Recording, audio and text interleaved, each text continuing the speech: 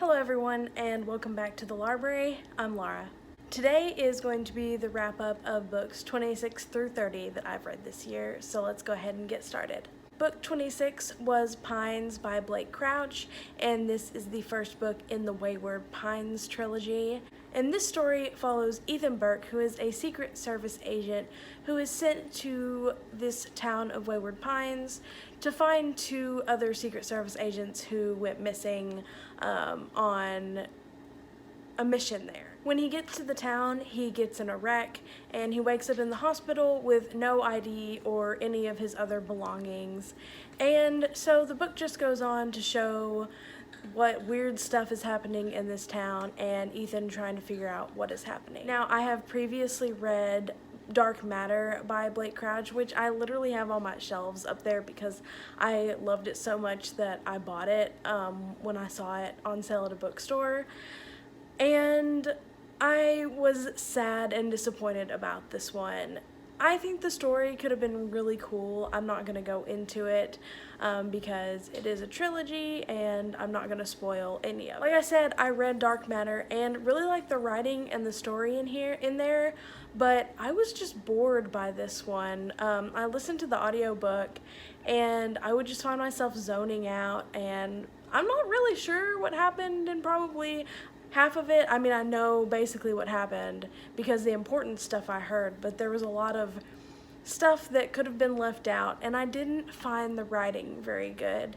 So I did end up giving this one 3 stars, and I read a bit into the next book and really wasn't enjoying it, so I DNF'd it, and I won't be finishing the trilogy, but I will probably watch the show if I can get a hold of it. Book 27 was Of Foster Homes and Flies by Chad Lutsky, and I heard about Chad Lutsky on Twitter actually. I believe there were several people talking about him, but I believe I first saw a review for his book from Mother Horror or Sadie Hartman. She runs a blog where she reviews books, and she also reviews them on magazines, and also runs the Nightworms horror subscription box with another lady. I believe her name is Ashley, I think. I'm not sure. Don't quote me on that. But that box is also awesome. I've ordered from them once before. Now, Chad Lutsky does write horror, and this is a horror book. But his horror is a little bit different in that he writes kind of more on the side of horror that is grief. So this is the only one I have read of his. I really need to read more. But all of his books kind of go around grief and sadness. They're not inherently like horror books like monster stuff jumping out at you. But anyways, just to go into the actual book I read, Of Foster Homes and Flies, this is about a boy named Denny, and he has been studying for this spelling bee that he has been looking forward to doing, and he lives with his deadbeat mother, and one morning he wakes up and his mother has died. This isn't a spoiler. This is literally part of the plot summary if you look it up anywhere.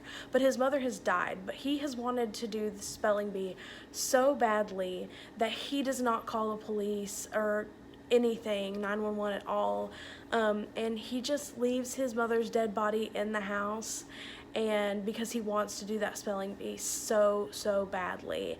So he is living in this house for a while with his mother's dead body, and you can just imagine, without me going into any detail about what happens, but the grief behind that and the sorrow. But that was my puppy. Sorry. What's wrong? What's wrong? What?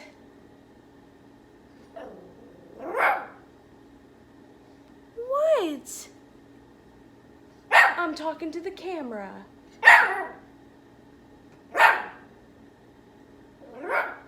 Why are you wagging your tail? Why are you wagging your tail? Come here. Come here. Come here. Oh my goodness. Come here. Come here, you little butt. Come here, you little butt.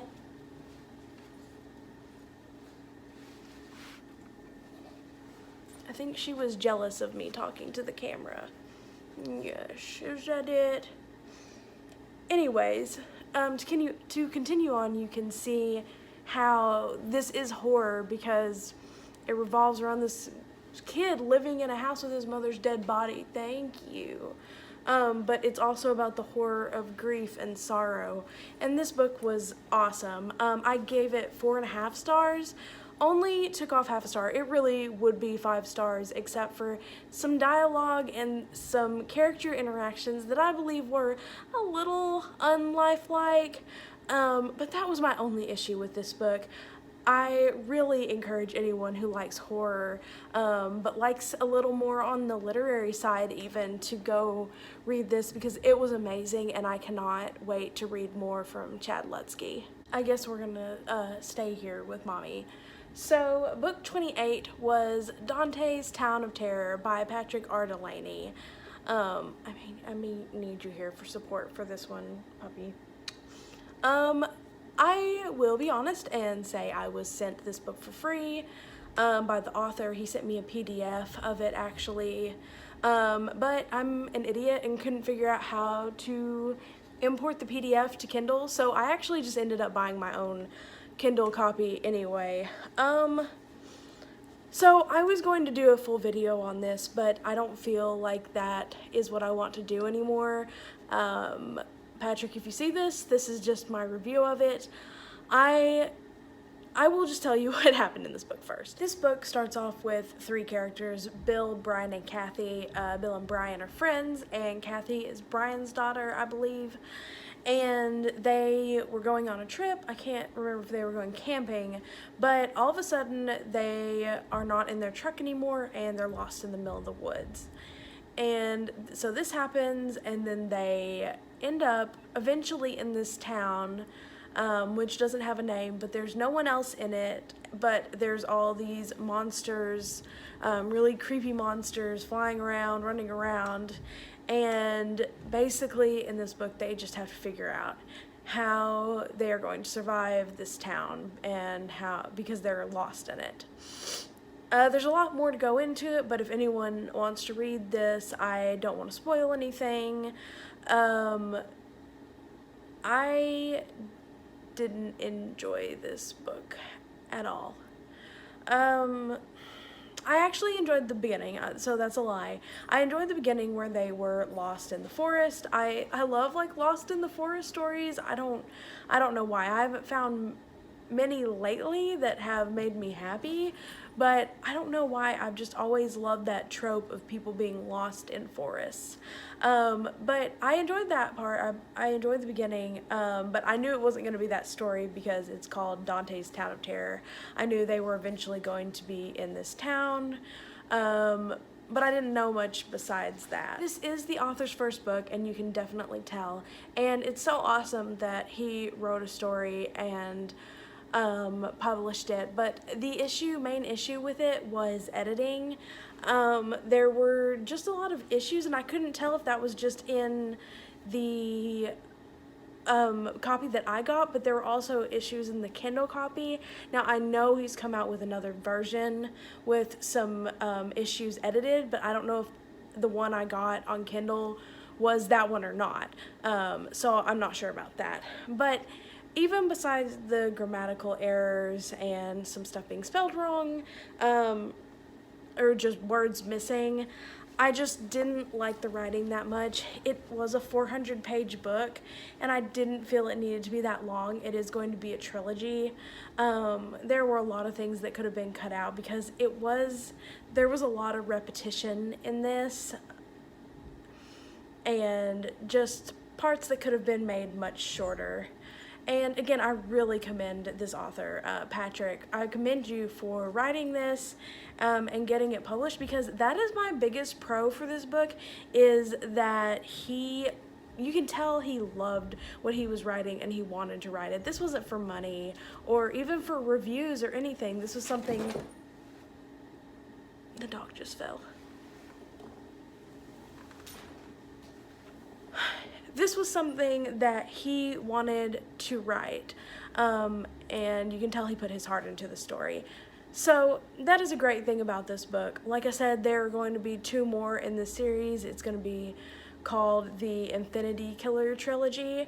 So, I mean, if you like stories like this about people trying to survive in a town, I would say go ahead and pick this up. It just wasn't for me, and I won't be continuing with the trilogy. But thank you so much for sending me a copy, Patrick. Book 29 was Salem's Lot by Stephen King, and oh boy, opinions. This is about Ben Mears, who is an author, and he goes back to a town that he lived in for a while as a child, Salems Lot. And while he is here, let's just say vampires move into town and people start turning, and yeah. This is a very well-loved book of his, and most people have great reviews, great opinions of this. It wasn't my favorite King book I've read, definitely not. I see why people love it, and I think this is definitely one I need to reread in the future, but for me, I wasn't as into this book as a lot of his other ones, that I was just like into it and didn't want to stop listening. I don't know why, but I was bored at points with this one, and there were so many characters, and now most of them were background characters. They'd be like, Sally Mae was over here picking some tomatoes, and then a vampire came in, and little Bobby was over here walking in the park, vampire. So there were just lots of little characters, and I could never figure out who anyone was. I pulled up a list, I think on Stephen King's website, so it would help me out. There were spoilers on this list, so I saw spoilers for different characters. I was like, my Stephen King, why is this on your website? So yeah, there were too many characters for me, and oh my gosh, I actually forgot what happened at the end. I was watching someone else's video or reading something, and someone was talking about the ending, and I was like, what happened at the end?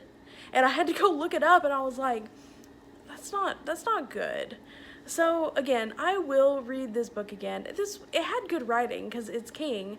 And there were definitely some creepy moments that I could visualize because of King's writing. But in the end, I ended up only giving this one 3 stars. But I will try again someday. And book 30 was Dark Places by Gillian Flynn.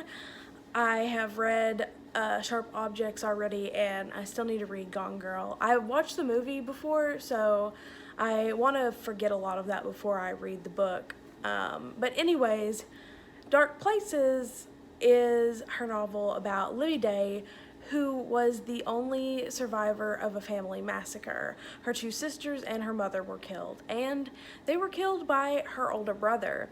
And her older brother has been in prison for years since he was a teenager and did this. And Libby is just living off of the money she got from being a survivor. But that money is running out, and so she is trying to find other ways to find some money, and so she finds these fan groups and all of these people that are mad about her brother being put in prison for this because they don't think it was him, even though she still does. But she feels like she eventually needs to investigate this. And so this book is just about Libby finding out what really happened, what was going on in her life, and what eventually happens. I found this book really boring compared to Sharp Objects, and the characters were all really unlikable, and I think they were supposed to be. Gillian Flynn definitely writes unreliable narrators very well, but good grief, Libby was so horribly annoying that I just wanted the book to be over. I mean, the writing was good because it's Gillian Flynn, so the writing wasn't bad, I just didn't like the characters in this book. So I gave this 3.5 stars, but I don't know why. I definitely need to give this 3 stars, or maybe even 2.5, because now that I think back on it, it just wasn't memorable, and I just didn't enjoy it. So that was Dark Places by Gillian Flynn. So those were books 26 through 30 I read this year. Please let me know if you've read any of these and what your thoughts are on them, or if you disagree or agree with me. Probably disagree. I have differing opinions than most people on some of these. So anyways, if you like the video, please like it, and if you want to see more from me, please subscribe, and I'll see you all in the next video. Bye.